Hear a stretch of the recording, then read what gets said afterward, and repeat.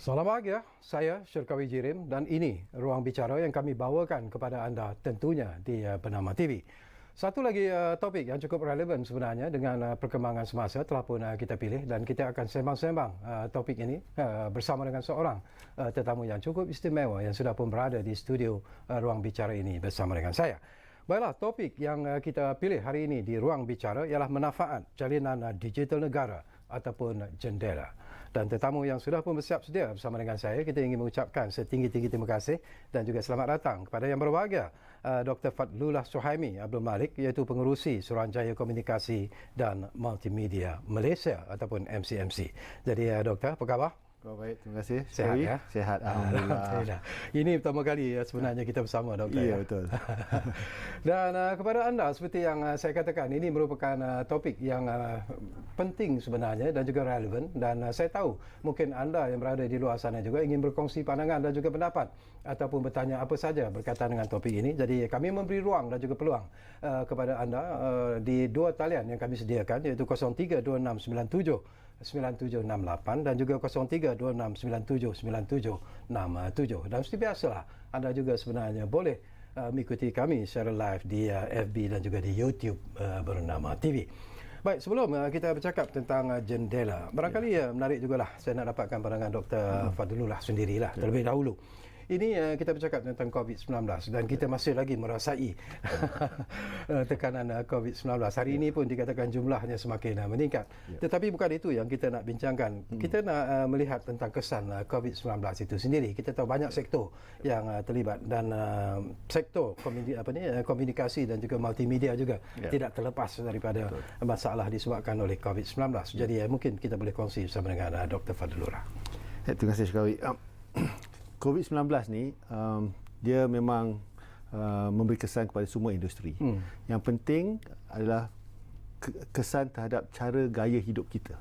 Ya, kalau kita lihat cara gaya hidup kita, kalau dalam keadaan normal, kita bangun pagi, kita siap, kita pergi bekerja, okay, dan kita akan bekerja sampai mungkin pukul 5, pukul 6. Betul. Kemudian kita akan naik kereta, masuk dalam jam dan sampai ke rumah dan akan berada di rumah. Dan banyak perkara yang kita laksanakan apabila kita pakai internet lebih pada di pejabat ataupun di rumah. Ya? Dan kalau kita lihat bilangan orang di pejabat, sebab ramai yang bekerja, memang bilangannya tinggi. Bila kita ubah cara hidup kita, orang dah kurang ke pejabat. Orang ramai berada di rumah sebab kita ada PKP ya. Dan taburan pelanggan telah berubah. Jadi kita dapati tiga perkara berlaku. Satu, trafik penggunaan meningkat sebab dekat rumah dah tak ada benda nak buat dah. Kalau dekat office masuk mesyuarat, ada perbincangan. Bila dekat rumah nak buat apa? Dia akan pergi online. Ataupun dia tengok Netflix ke, ataupun dia guna pakai talian untuk tugasan-tugasan lain. Jadi penggunaan internet akan meningkat. Bila peningkatan trafik meningkat terdapat, maka internet ni yang kita memang selama ni kita mengguna adalah satu rangkaian yang diguna pakai bersama, shared network. Jadi kesan dia kita pun dapat sikit lah. So speed kelajuan menurun. Jadi trafik naik, kelajuan menurun, kualiti perkhidmatan terjejas, komplain meningkat. Itu dia. Kan? Jadi itulah keadaan yang kita dapati sebab dinamik penggunaan telah berubah. Dan bila kita dapati itu dan bila kita nak cuba membangunkan semula ekonomi, ekonomi pun tidak seperti dulu. Sebab ada perubahan dalam ekonomi yang juga memberi kesan pada cara penggunaan rangkaian. Itulah sebabnya bila kita lihat terdapat masalah yang telah tertimbul akibat COVID, kita selama ni kita rasa rangkaian kita okey. Perkhidmatan kita taklah perfect. Tapi kita kata mana-mana ada terkesan sikit kita boleh terima. Tapi bila dalam keadaan COVID, kita rasa tertekan sebab kualiti perkhidmatan tu mendadak secara menurun secara mendadak. Jadi kita lihat oleh sebab tu kita terpaksa melihat semula perancangan pembangunan industri ni, adakah sasaran yang kita tetapkan terdahulu boleh guna pakai? Liputan yang kita tetapkan dulu boleh tak diguna pakai? Kelajuan yang kita tetapkan terdahulu boleh tak diguna pakai? Sebab perancangan tu semua dilaksanakan dulu sebelum adanya COVID. Bila ada COVID-19, dia punya keperluan rangkaian semua berubah. Bila doktor bangkitkan soal ini, kita nak cakap nanti tentang jalinan digital negara itu sendiri ataupun jendela. Tetapi sebelum itu, ialah tadi doktor pun sentuh sepintas lalu sebenarnya. COVID-19 mengubah cara hidup kita sebenarnya. Sekarang ini kita diarah ataupun terpaksa menyesuaikan diri dengan apa yang disebut sebagai kehidupan dalam norma baru, the new normal. Jadi setakat ini MCMC apakah menerima banyak rungutan, banyak complaints daripada pengguna, daripada masyarakat rakyat Malaysia? Memang banyak kita dapat, sebab saya katakan tadi, kita masih belum keluar daripada keadaan COVID-19. Jadi penggunaan masih lagi berpusat banyak di rumah. Dan bila kita bertugas di rumah, kita akan guna pakai video conferencing. Bila kita guna pakai video conferencing, keperluan kelajuan dan jumlah data yang kata digerakkan atas rangkaian memang tinggi. So jadi dalam keadaan tersebut, kita memang dapat banyak rungutan, dan orang juga perlu memahami bahawa untuk meningkatkan sesuatu rangkaian, ianya tidak boleh dilaksanakan sekelip mata. Kita macam dia bukan magic lah. Kan macam kita pasal lampu, turn on the switch, okey. Dianya kalau macam gentian fiber, kena tarik fiber. Sebelum tarik fiber tu kena gali tanah. Sebelum gali tu kena dapat approval dulu. So banyak proses-proses yang perlu dilaksanakan. Jadi kita kata okey, mana yang kita boleh perbaiki dalam secara temporary, kita laksanakan. Jadi kita sekarang bila kita guna pakai, tidaklah terlalu terkesan, tetapi tidaklah terlalu elok bagi kita. Jadi kita kata terpaksa menerima hakikat itu tersebut buat sementara waktu. Tapi dalam insya-Allah dalam masa 6 bulan ke atas, ianya akan sikit demi sikit dia akan meningkat. Okey, doktor, kita bincang sekarang ini tentang jalinan digital negara ini ataupun jendela ini sendiri. Dan selalunya bila orang bercakap tentang jendela, orang kampung kata tingkap. Betul. Bukan jendela itu kerana kita ingin melihat sesuatu yang menarik di luar sana dan sebagainya. Jadi tetapi jendela ini mungkin juga mempunyai serba sedikit tentang falsafah yang sama, tetapi mungkin dari segi connectivity itu yang disebut sebagai jalinan digital negara. Apa sebenarnya doktor? Macam Syukari kata tadilah, jendela ni istilahnya tingkap. Ya? Dan kita ambil pendekatan dengan adanya perancangan ni, tingkap kita boleh menjadi tingkap yang luas. Okey, jadi bila kita macam mana dia boleh luas, kelajuan untuk kita dapat maklumat dapat dipertingkatkan. Dan kita mendapatkan maklumat tu di mana-mana tempat. Jadi betul-betul lah luas. Tapi bila kita jendela tu ada singkatan pada jalinan digital negara lah. Jadi segi branding tu itulah pendekatan dia. Jadi bila kita lihat jendela ni, ianya dibangunkan atas sebab tekanan yang kita dapati akibat COVID-19. Dan kita dapat pihak MCMC telah memanggil syarikat-syarikat pembekal perkhidmatan, kerana pasaran Malaysia ni perkhidmatan tidak diberi oleh kerajaan. Ianya disediakan oleh pihak swasta. Jadi kita panggil semua yang pembekal yang besar, yang mana jumlah pelanggan yang mereka langganan kepada perkhidmatan mereka mencecah 30 juta. Kalau dikumpul semua, mencecah 30 juta. Jadi dah close to kata semua penduduk kita di Malaysia. Kita bawa mereka ke PMC dan kita melaksanakan satu kaedah kita panggil makmal. Dan makmal ni telah dilakukan daripada 13 Julai sehinggalah 14 Ogos. Setiap hari daripada pukul 8.30 sampai pukul 6 perbincangan dilaksanakan untuk kita melihat macam mana kita boleh mengatasi isu-isu yang kita dapat yang kita nampak dari segi rangkaian. Dan akhirnya setelah kurang 5 minggu bertungkus rumus dalam makmal. Maksudnya ianya terdiri daripada pihak pembekal, agensi-agensi kerajaan, dan juga pihak MCMC. Kenapa agensi kerajaan? Sebab kebanyakan kelulusan akan memerlukan kelulusan daripada agensi tertentu. Nak letak menara kat tanah, pejabat tanah kena ada. Kalau kita nak buat laluan dekat tempat-tempat tertentu, kerajaan tempatan kena beri kelulusan. Jadi banyak agensi bersama untuk memahami keperluan dan macam mana kita boleh membantu satu sama lain. Hasilnya program jalinan digital negara yang kita panggil dengan singkatannya JENDELA. Okey. Dulu kita ingat tentang apa yang disebut sebagai pelan gantian optik dan juga kesaling hubungan negara ataupun NFCP yang pernah dilancarkan terlebih dahulu. Apa yang kedudukannya sekarang macam mana? Apa yang terjadi sebenarnya? Macam saya katakan tadi, apabila kita membuat perancangan NFCP terdahulu, ia dilaksanakan tanpa isu COVID-19. Jadi kita hidup dalam keadaan norma yang terdahulu. Jadi keperluan rangkaian berubah. Jadi kita lihat sasaran yang kita tetapkan melalui NFCP itu tidak memadai untuk keperluan hari ini.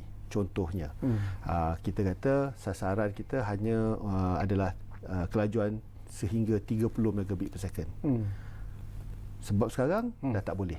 Orang nak lebih laju daripada tersebut. Dan kalau dulu kita tengok dari segi keperluan internet talian tetap tidak setinggi terdahulu sebab penggunaan internet tu berbeza. Video conferencing lebih elok kalau kita guna pakai talian tetap sebab dia punya pipe nya adalah lebih besar. Sungguh pergentian tu sehalus rambut, tetapi kelajuan dia memang tinggi berbanding dengan talian mudah alih yang kelajuannya tidak setinggi talian tetap. So kalau kita menggunakan pakai perkhidmatan video conferencing, kita lebih elok menggunakan pakai talian tetap. So ini adalah perubahan dari segi keperluan rangkaian. So bila kita buat NFCP terdahulu, kita kata okey, kita lebarkan rangkaian mudah alih. Dan pelebaran talian tetap tidaklah seagresif, tapi apabila ada terdapat kekangan COVID-19, semua kena lihatkan semula. Itu dia yang kita kata NFCP itu tidaklah kita buang, tetapi kita tengok semula, kita ubahkan spesifikasinya untuk dia memberi perkhidmatan yang lebih elok pada orang ramai. Bila kita sebut doktor tentang untuk mengembangkan lagi rangkaian komunikasi itu, kerana masalah konektiviti itu merupakan satu masalah yang memang sudah pun berlaku begitu bukan nak kata meluas, tetapi satu isu yang dibincangkan dengan begitu meluas di kalangan rakyat Malaysia sendiri, terutamanya bukan saja di Semenanjung tapi juga di Sabah dan Sarawak. Jadi apakah MCMC juga sebenarnya melihat masalah di Sabah dan Sarawak itu dan mungkin juga akan memberi perhatian yang sama seperti apa yang dilakukan kepada persekutuan misalnya? Kita lihat negara ni serata semua. Memang kita akui di Sabah Sarawak terdapat liputan yang terdapat sedikit kekurangan. Sebabnya adalah satu, saiz Sabah Sarawak tu besar sungguh. Dari segi geografi dia besar. Nombor satu. Nombor dua, topologi dia pun memang banyak kekangannya. Dan ketiga, taburan penduduk dia agak tidak padat pada sesuatu tempat. Jadi bila dalam keadaan tersebut, keperluan rangkaian ataupun elemen rangkaian meningkat. Itu yang kita terpaksa membuat pelaburan yang melebih. Bukan kita, tetapi juga pihak syarikat swasta yang perlu ke Sabah dan Sarawak. Dan bila kita lihat dalam keadaan kini, nampak macam rakan-rakan kita di Sabah Sarawak tu mempunyai kekangan yang lebih tinggi. Sebab itulah kita juga dalam JENDELA ni kita cuba pastikan liputan ni adalah kita panggil equitable. Nak kata equal susah, tapi equitable.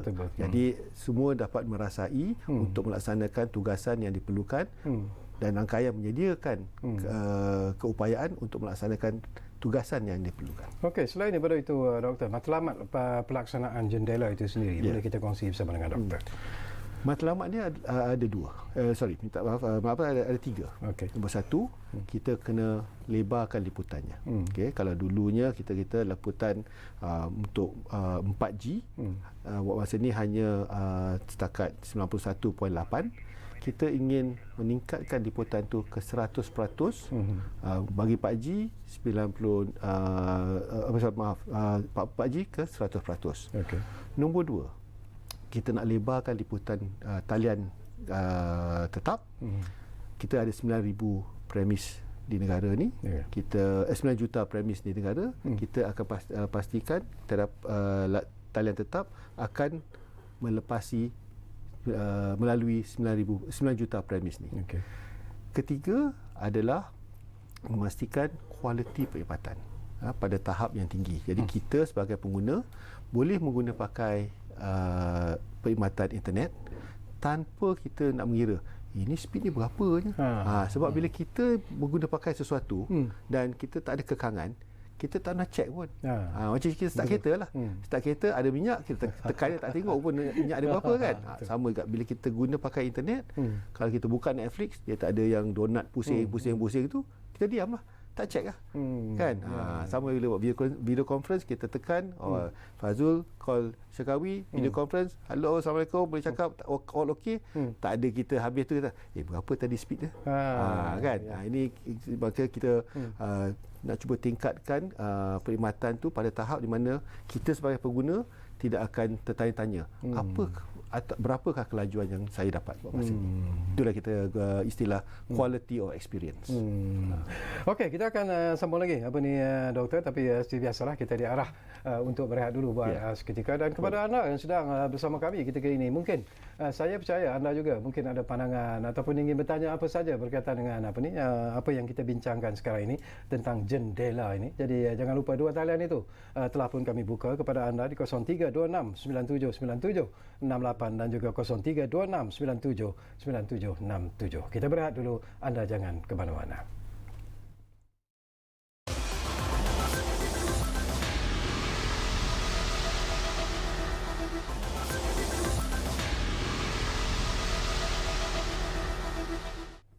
Baiklah, kita kembali semula ke ruang bicara ini. Masih lagi bercakap tentang topik manfaat jalinan digital negara ataupun jendela. Dan kita masih lagi bersama dengan berbahagia Dr. Fadlullah Suhaimi Abdul Malik, iaitu pengerusi Suruhanjaya Komunikasi dan Multimedia Malaysia ataupun MCMC. Baik, saya difahamkan kita dah pun ada pemanggil di talian sekarang ini. Ridwan dari Pulau Pinang sudah pun siap setia di talian kami. Assalamualaikum, Tuan. Ya. Assalamualaikum Cik Syarkawi dan ahli panel yang berbahagia, Doktor. Waalaikumsalam. Ya. Ini mengenai pembangunan infrastruktur aset internet nah. Okey. Saya tengok kerajaan kan, dia telah membangunkan aset internet.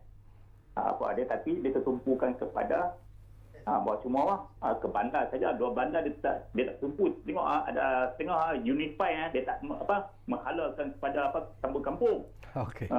Ini kita minta kerajaan dia lebih menghala kepada sambung kampung. Iaitu luar bandar supaya mereka dapat menikmati internet ni. Ya. Yang kedua, kita tengok 70% tenaga kerja lulusan SPM. Tapi kerajaan harus memberi mereka pendedahan internet dalam hal ni supaya mereka tidak terlepas pandang ataupun tidak ketinggalan dalam arus digital ni. Okey. Minta ahli panel ulas dalam hal ni. Sekian, terima kasih. Wassalam. Baik, terima kasih banyak-banyak Ridwan dari Pulau Pinang. Menarik juga persoalan yang dibangkitkan. Baru saja tadi kita sembang-sembang sebenarnya, Doktor, tentang ialah tumpuan itu hanya diberikan di bandar. Tetapi mungkin di kawasan-kawasan luar bandar masih lagi menghadapi masalah connectivity ini. Pandangan Doktor. Jawapan Doktor. Okay, terima kasih Cik Ridwan. Memang sebenarnya betul lah kata Cik Ridwan tu, di mana liputan internet memang nampaknya menjurus hanya di kawasan bandar ya. Kalau kita ambil contoh yang dibangkitkan oleh Cik Ridwan tadi, Unify. Dia Unify tak sampai ke kampung. Dia cukup sampai kat bandar ya. Jadi kalau kita lihat dari program jendela ni, kita dalam maklumkan tadi, kita nak memastikan agar 9 juta premis di negara ni akan dilalui oleh gentian fiber. Baik sama ada melalui telekom ke ataupun mana-mana pembekal lain, ya. Apabila gentian fiber tu melalui sampai 9 juta premis, maka kawan-kawan kita yang berada di luar bandar juga akan mendapat boleh menikmati perkhidmatan yang diberikan oleh syarikat pembekal ni. Tapi saya minta kalau boleh bersabar sikit sebab kita nak nak tarik fiber tu bukan sekelip mata. Ada makan masa sikit. Tapi insya-Allah dari segi sasaran objektif sememangnya kita memberi tekanan untuk melebarkan perkhidmatan, terutama perkhidmatan melalui gentian fiber ke luar bandar. Itu yang pertama. Okey. Soalan kedua tu pun menarik jugalah bagi saya. Ini mungkin sesuatu yang juga perlu dilihat secara serius oleh pelbagai pihak, tu yang barangkali juga MC tentang memberikan pendedahan kepada mereka yang mungkin bekerja yang hanya berkelulusan SPM dan sebagainya, tetapi pendedahan kepada internet itu harus dipertingkatkan. Jadi pandangan doktor dalam soal ini? Sebenarnya pihak MCMC telah membangunkan apa kita panggil sebagai pusat internet community, ya. Sejumlah 873 terdapat di Malaysia, di setiap negeri, di setiap daerah, baik di Semenanjung ataupun di Sabah dan Sarawak. Ya. Jadi lokasi setiap pusat internet community ke satu pusat internet community lain boleh sedekat 3 km atau sejauh 12 km. Tertakluk kepada taburan penduduk lah, ya. Jadi bila kita ada pusat internet community ni, kita memang ada pengurus internet yang kita ada yang bertugas di situ secara full time, dan dia dibantu oleh penolong pengurus. Dan kita sediakan program-program untuk kita membantu rakyat setempat, orang-orang setempat. Satu, untuk tahu apa tu internet. Nombor dua, macam mana gunakan internet.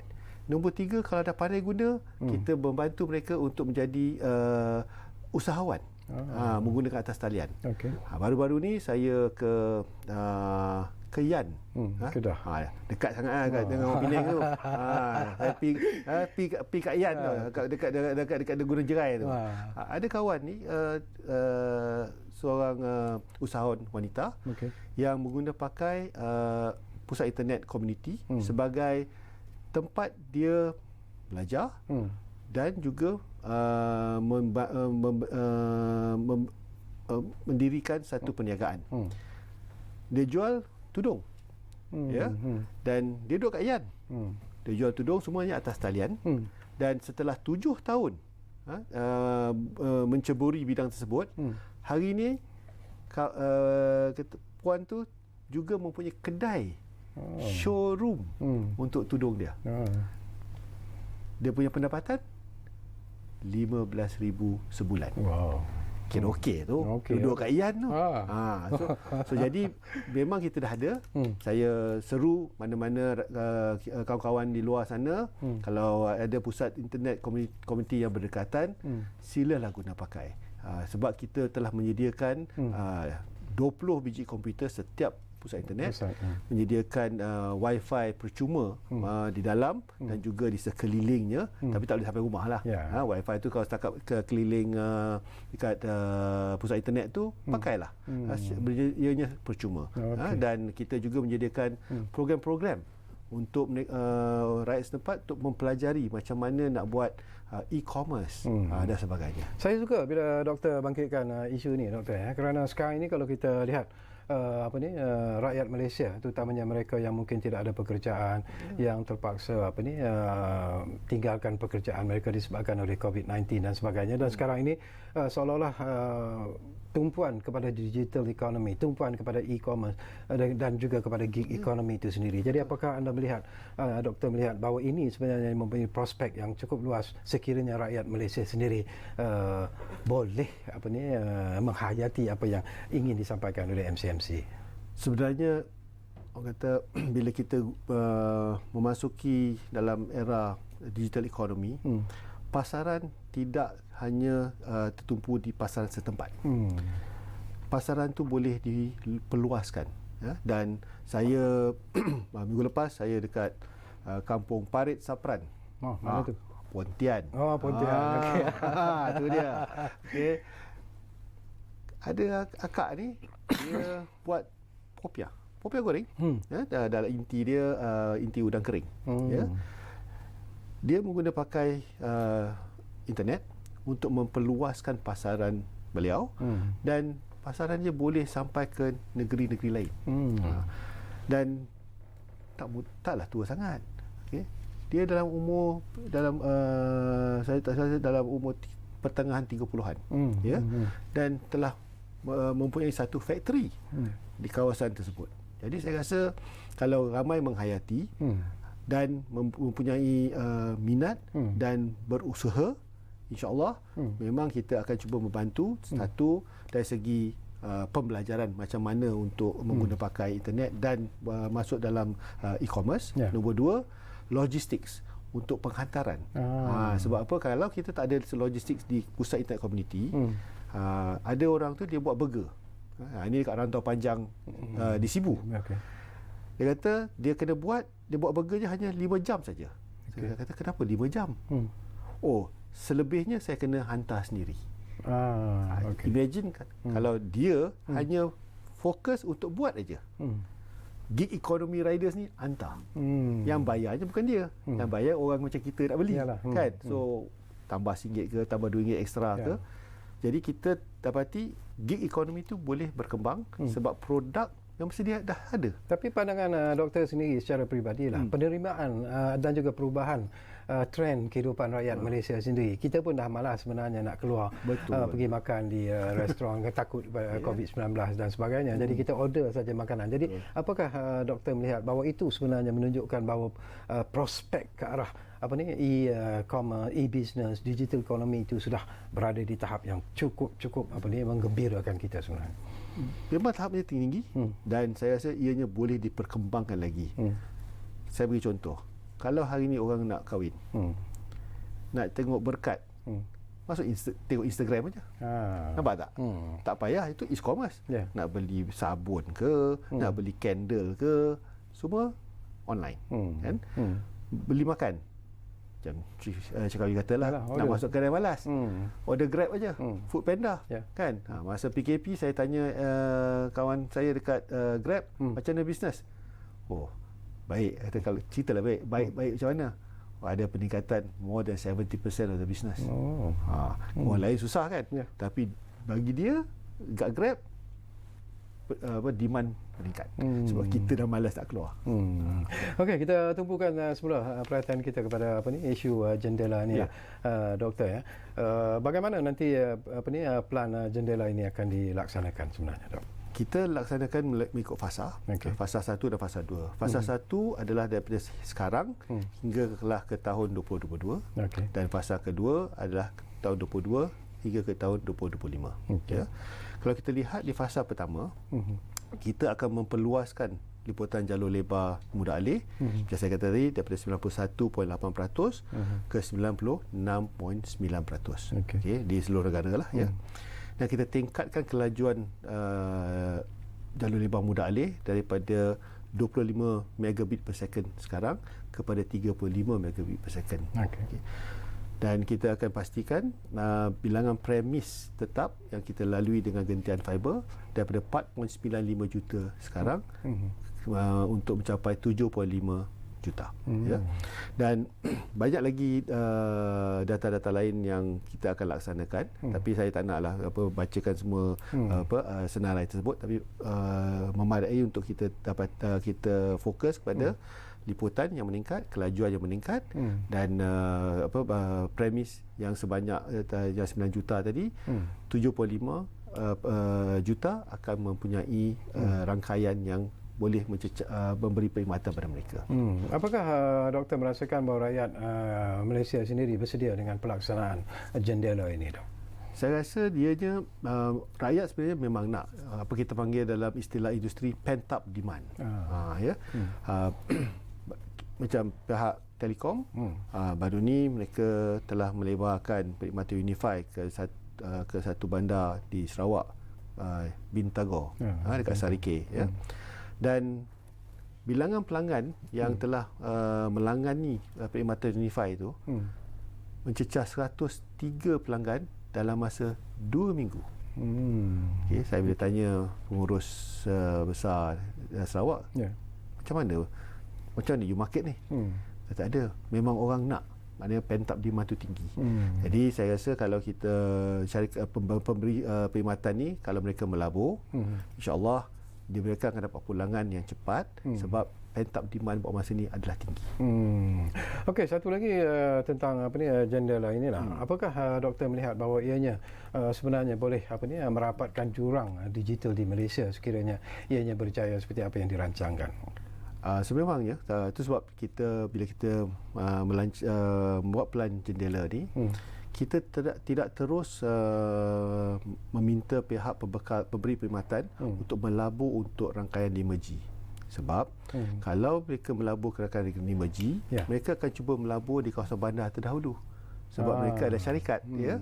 Jadi kawasan luar bandar masih lagi 2G, 3G. Jadi terdapat jurang digital. Jadi bila sekarang pendekatan adalah kita pastikan liputan 4G itu menyeluruh. Jadi tak ada perbezaan sama ada seseorang tu berada di luar bandar ataupun di bandar. Kualiti 4G dia sama.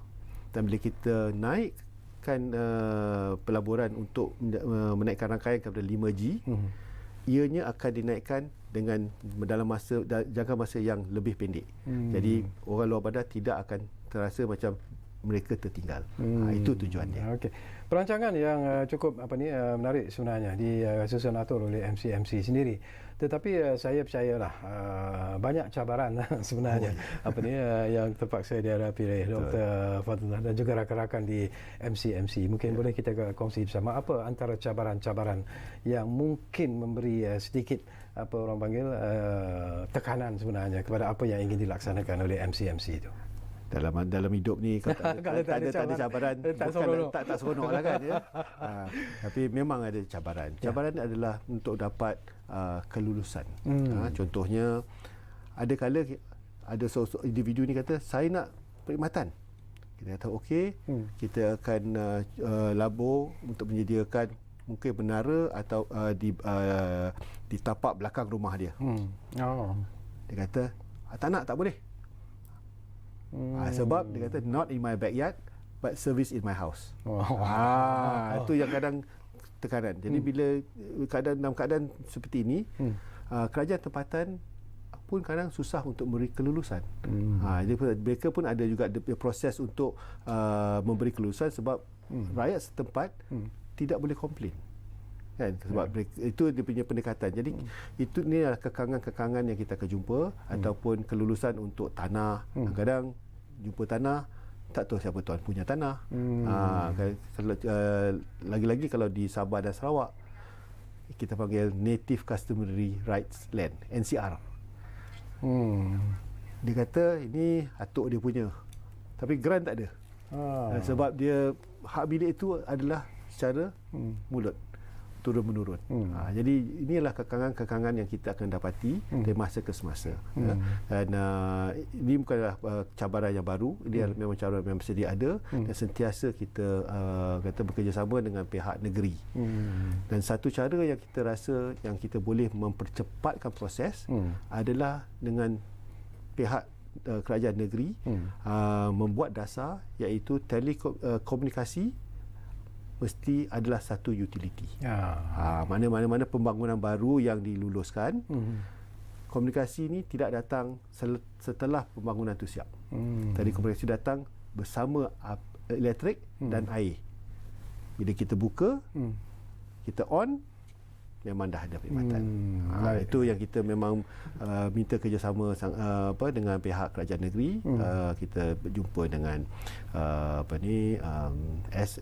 SUK bersama dengan Menteri Besar ataupun Ketua Menteri untuk mendapat pandangan dan bantuan daripada mereka untuk mempercepatkan proses. Setakat ini apakah Doktor gembira dengan kerjasama yang diberikan oleh kerajaan-kerajaan negeri khususnya? Buat masa ni alhamdulillah bila kita cerita pelaburan dan masuk negeri banyak ni tu Kata berapa banyak? Bila kita bagi satu nilai, dia kata banyak tu. Bagus. Kita kata tapi kena lulus cepatlah. Sebab ini bukan kes kita nak cari duit. Duit nak cari kita. So jadi buat masa ni banyak yang terbuka minda sikit dan banyak membantu. Dan ada beberapa negeri telah melaksanakan beberapa polisi yang memang membantu pihak industri. Alhamdulillah. Okey, bila kita bercakap tentang apa yang ingin dilakukan oleh plan jendela ini tu, ini akan menggunakan ialah teknologi generasi kelima ataupun 5G. Jadi sekarang ini kita dah ada 3G. So what will happen to 3G selepas kita menggunakan 5G nanti? Apakah 3G akan hilang begitu saja? Ya. Dalam teknologi ni, kita mudah alih, dia memerlukan apa kita panggil spektrum. Maknanya kalau tak ada spektrum tu, maka kita tak boleh menghantar data tu. Dan spektrum ni Tuhan telah tetapkan banyak tu lah. Tak kira kat Malaysia ke, dekat Amerika ke, kalau saiz spektrum besar ni besar sama juga, ya. Dan bila spektrum ni adalah laluan highway katakan, di mana kita sebagai pengguna mengguna pakainya. Bila kita introduce 5G ataupun kita introducekan 4G, kalau kita simpan juga spektrum 3G ni, kita akan mempunyai kekangan bilangan spektrum yang boleh diguna pakai. So kita kena tutup rangkaian 3G ni. Spektrum yang dulu diguna pakai untuk 3G, ni sekarang kita panggil refarming, kita guna pakai untuk 4G. Jadi spektrum yang kita gunakan untuk 4G akan lebih lebar. Dan kita sebagai pengguna macam highway lah. Kalau 2 lane tadi, jadi 3 lane. Jadi banyak kita boleh lalu sikit. Itu yang kita kata, jadi bila 5G disediakan, sebenarnya 3G kita memang akan tutup rangkaian tersebut, disasarkan kita tutup pada penghujung tahun 2021. Mungkin ini ada satu sasaran yang memang agresif, ya.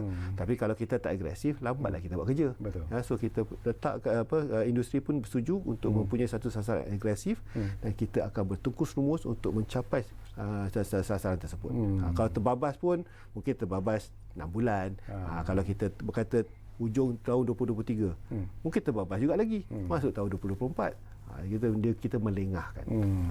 Okey, Tok, kita doktor, kita akan berehat sekali lagi, dan ini kali terakhirlah kita berehat. Kembali nanti, tak banyak lagi masa yang tinggal, tapi ada lagi persoalan-persoalan yang mungkin sempat saya kongsikan bersama dengan Dr. Fadlullah Suhaimi Abdul Malik, iaitu pengerusi Suruhanjaya Komunikasi dan Multimedia Malaysia, MCMC, yang menjadi tetamu kita di ruang bicara hari ini. Kita rehat dulu.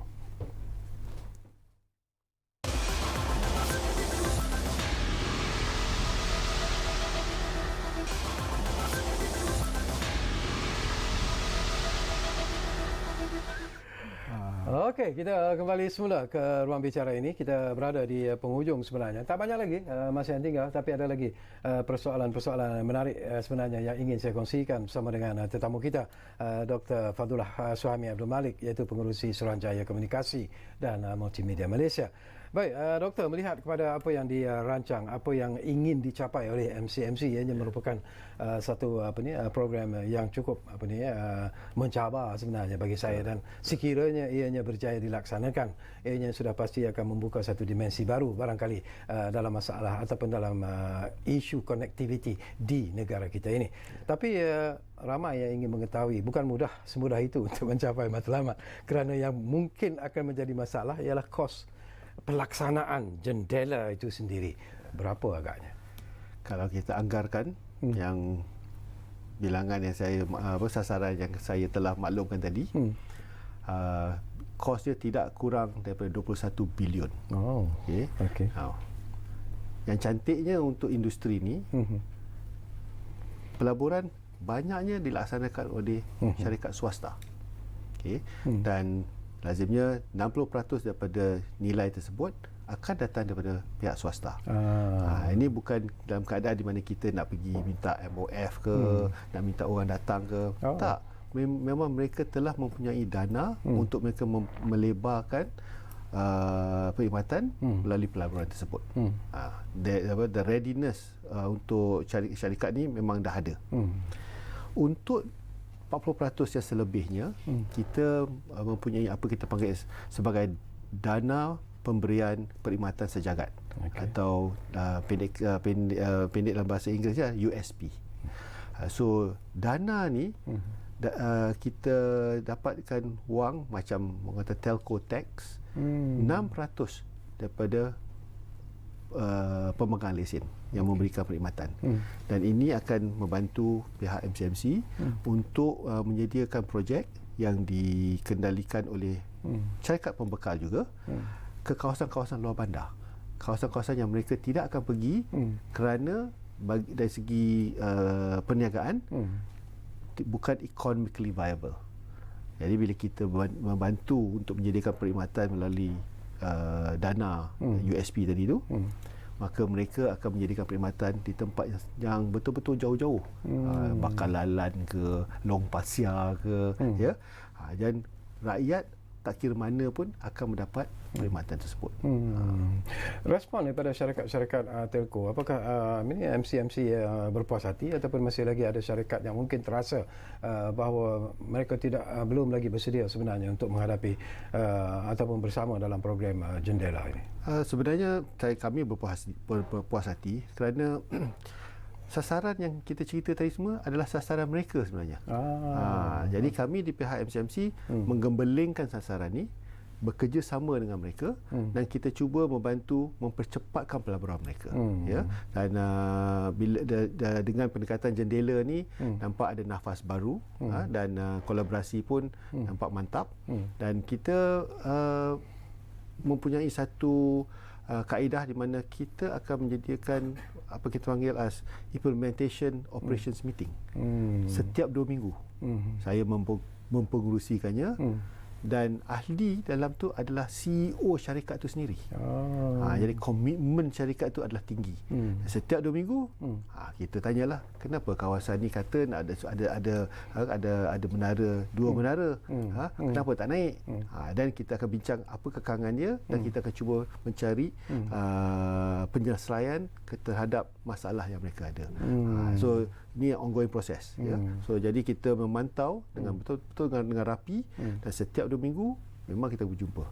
Last meeting was on 29th September. Yang membimbangkan pengguna terutamanya lah, sekiranya program Jendela ini dilaksanakan, sekiranya program ini berjaya mencapai matlamat seperti apa yang dikendaki oleh MCMC sendiri. Ramai juga yang bertanya apakah charge yang akan dikenakan kepada pengguna oleh syarikat-syarikat telco nanti mungkin akan meningkat. Lazimnya industri telco ni dia pelik sikit, ya. Harga perkhidmatan makin lama menurun sebenarnya. Saya cuba kita imbas kembali. Dalam tahun 90-an apabila kita mula ada talian mudah alih, kalau kita nak melanggan perkhidmatan tersebut, berapa startup cost dia? 300. Okey, dalam sebulan kalau bil kita tak mencecah 200 ke atas tu tak sah lah. Betul tak? Yes. Kan? Sekarang nak melanggan dengan hanya serendah RM30. Okay? Dan perkhidmatan yang kita dapat dengan RM30 tu lebih bernilai daripada perkhidmatan yang kita bayar untuk 300 terdahulu. Dan dulu apa dapat? Setakat boleh call lah. Boleh action dengan kawan. Saya tertelefon dan kocek. Itu aja. Sekarang telefon tu dengan RM10 dengan RM30 you boleh call, you nak tengok video boleh, you nak ambil gambar boleh, you nak hantar gambar boleh, macam-macam kan. So sebenarnya nilai itu tinggi tapi kita rasa mahal, ya. Dan kalau kita gunakan benchmarking atau tanda aras nilai perkhidmatan, kita akan dapati bila syarikat pembekal ni menjadikan perkhidmatan baru, kos tu tidak akan melebihi kos yang terdahulu, kecuali kalau kita sebagai pelanggan melangani perkhidmatan yang lebih lagi daripada itu. Katalah dulu kita guna pakai hanya untuk data biasa. Tiba-tiba kita kata kita nak guna untuk beli dengar lagu lah, dan tengok video lah. Takkanlah free. Kalau dah ada yang basic tu RM30, yang ni kena bayarlah RM3, RM5. Jadi bila kita tengok lama-lama kita kenapa saya kena bayar sampai RM50? tak pernah tanya yang 30 tu masih sama. Yang dia top up tu dia tak perasan. Betul. So jadi kita kadang sebagai pelanggan pun kita kena lebih matang. Dan insya-Allah salah satu prinsip kami untuk dalam jendela ni kita nak memastikan kos perkhidmatan tidak boleh melebihi daripada kos kini untuk pelanggan. Kos untuk rangkaian tu lain cerita lah, tapi kos perkhidmatan untuk pelanggan tidak boleh melebihi apa yang kita ada hari ini, kecuali terdapat perkhidmatan tambahan yang dulu kita tak ada. Itu je. Okey, satu lagi, kita ada masa ini pun soalan yang mungkin tak ada kena menggunakan jendela. Tapi saya juga nak dapat pandangan orang kuat MCMC lah. Ini peluang yang ingin saya gunakan. Selalunya lah, saya tahu MCMC banyak menerima rungutan, banyak menerima komplain daripada pengguna telco dan sebagainya.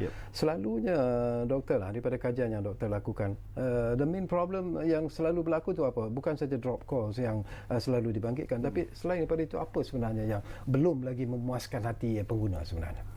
Dia untuk pengguna dia ada, saya boleh kategorise kepada 3 isu utama lah ya. Yang pertama adalah of course liputan. Itu standard lah. Kalau kita dekat bandar okey, bila balik kampung beraya komplain. Itu nombor satu. Nombor dua, bila ada perkhidmatan kita komplain kualiti. Bila kadang hari ni okey, waktu ni tak okey. Kenapa tak okey selamanya? Itu kedua, kualiti. Yang ketiga adalah cara penggunaan internet perkhidmatan. Contohnya mengguna pakai teknologi untuk tujuan yang tidak murni. Menghasut, mengata orang, kan? Yang itu adalah komplain paling banyak kita dapat sebenarnya. MCMC tangkap orang. Kita kata macam mana nak tangkap? Bukan senang nak tangkap aja kan. Sebenarnya benda tu adalah daripada nilai diri kita bila kita menggunakan pakaian teknologi. Yang itu ada cabaran kami, dan kita sentiasa cuba mengadakan program untuk mendidik pengguna untuk mengguna pakai internet secara bijak. Kita panggil klik dengan bijak lah. Menggunakan internet secara bijak itu pun sesuatu yang menarik jugalah. Kita masih ada masa lagi. Saya pun nak dapat pandangan MCMC lah. Ini tindakan-tindakan yang diambil lah terhadap mereka yang menyebar berita-berita palsu, dan hari ini pun kita tahu bahawa pihak Istana Negara sendiri telah pun mengeluarkan kenyataan jangan menyebarkan berita-berita palsu yang dikaitkan pula dengan Duli Yang Maha Mulia Seri Paduka Baginda Yang Pertuan Agong. Jadi nasihat doktor sendiri dan tindakan-tindakan yang mungkin akan diambil oleh MCMC sekiranya ianya masih berlaku secara berleluasa. Doktor. Bagi saya dan pihak MCMC, kami mengharap pengguna lebih matang. Janganlah salah guna teknologi. Teknologi itu tujuan dia adalah baik. Tapi dalam apa-apa yang kita ada, kalau kita salah guna, jadilah tak baik. Jadi pertama, prevention. Kita pastikan cara penggunaan kita adalah cara penggunaan yang murni, untuk objektif yang murni juga. Nombor dua, ada kalanya kita terkandas. Bila terkandas, maka adalah pihak penguasa akan cuba memperbetulkan. Di situlah kita akan mengambil tindakan. Tindakan ni kita adalah tindakan undang-undang yang akan dibawa ke mahkamah. Dan kalau mahkamah mendapati ianya bersabit kesalahan, maka terdapatlah penalti. Tetapi ada juga kategori ketiga yang mana kita menggunakan pakai teknologi yang bukan berpengkalan di Malaysia. Yang itu paling bahaya. Betul. Yang itu paling susah, bukan hanya di Malaysia tetapi di mana-mana negara mempunyai cabaran untuk mengekang. Dan kita go back to rule number 1. Kita sebagai pengguna must have the moral value untuk mengguna pakai teknologi secara murni. Okey, sebelum kita berpisah dari udara, ada lebih kurang 1 minit lebih sikit saja. Jadi harapan dan juga janji Dr. Fadullah, janji MCMC kepada rakyat Malaysia bahawa MCMC akan terus memberikan perhatian yang serius ke arah memperbaiki lagi sistem komunikasi dan multimedia di Malaysia. InsyaAllah kami di pihak MCMC kita telah memaklumkan tentang jendela dan kita sentiasa memberi memaklumkan semula apakah update-update kami dan insya-Allah kita akan terus memastikan yang pelaksanaan jendela itu mengikut perancangan yang telah disediakan. Terima kasih banyak-banyak kepada yang berbahagia Dr. Fadlullah Suhami Abdul Malik, pengurusi Suruhanjaya Komunikasi dan Multimedia Malaysia ataupun MCMC, kerana bersudi bersama kami di ruang bicara ini. Tapi nak tanya, Doktor orang mana? Saya orang Melaka. Okey, betul. Tengah cakap tu biji-biji Melaka, betul lah. Jadi terima kasih kepada anda yang menumpukan perhatian bersama kami di ruang bicara ini, dan insya-Allah seperti yang selalu kami janjikan, ruang bicara akan terus berbicara bersama anda dari masa ke semasa. Kita jumpa lagi. Assalamualaikum. Selamat.